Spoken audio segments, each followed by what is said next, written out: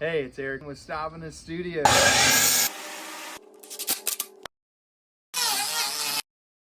I've really enjoyed the ebonizing process. Just like staining, you go with the grain. I like to do the same thing when I ebonize. And sometimes it's the solution will puddle up and it'll leave some rust rings. And I've found through the years an easy way to fix that once it's dry is to take a rag with some of the ebonizing solution and just lightly rub it out. Here I am going with the grain. It's so fun to watch the colors change. My first office project, I did like 10 desks and they wanted a rustic look. So I had this fresh, clean pine and I thought, let's try to ebonize it. And I loved how it turned out. You can already see it changing into the grays.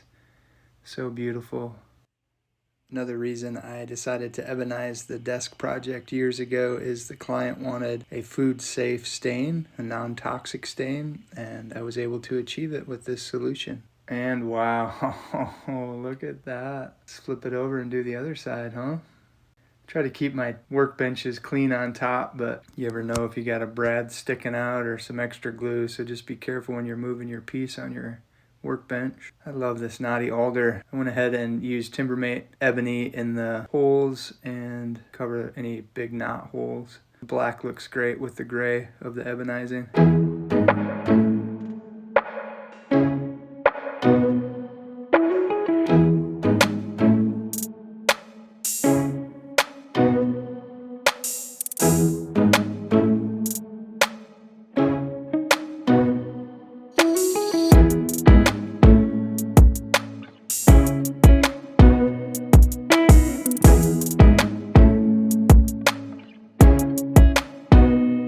To make an ebonizing solution, all you need is the finest steel wool you can get. I got 000.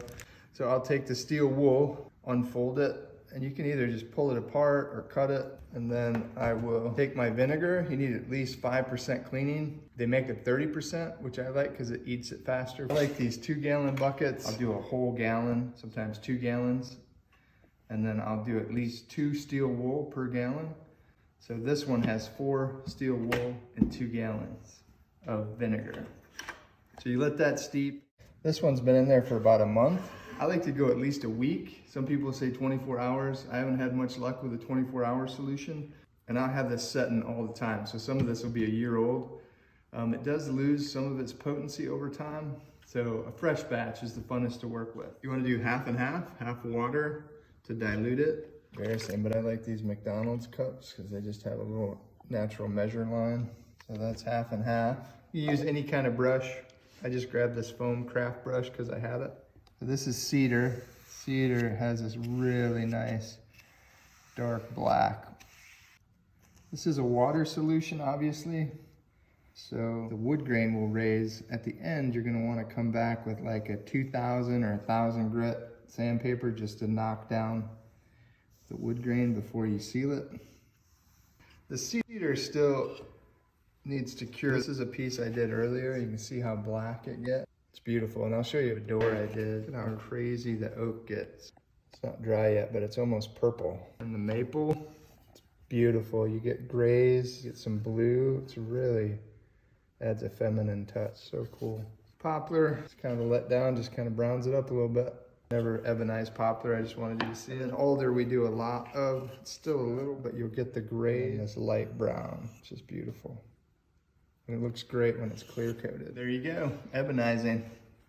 This is the barn door I was telling you we did in cedar. It rained today, so it's a little bit darker, but you can see the beautiful blacks and grays, mostly blacks.